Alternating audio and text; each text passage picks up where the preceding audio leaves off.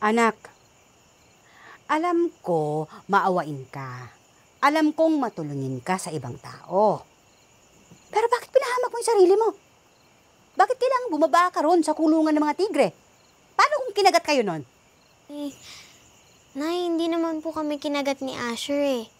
Tsaka, mabait po yung mga tigre sa amin ah. Sinunod nga po nila ako yung sabi ko na huwag po nila kaming sasaktan eh. Oo, Nay. Totoo talaga yun. Anak, hindi nga ako makapaniwala. Pero totoo yung sinasabi ni Tera na hindi man lang sila kinantin ng tigre. At saka alam na ng buong staff ng zoo. Nakita yun. Oo, Nay. Totoo yun.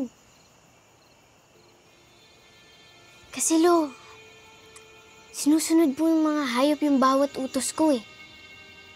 Tingin ko po, may power po ko.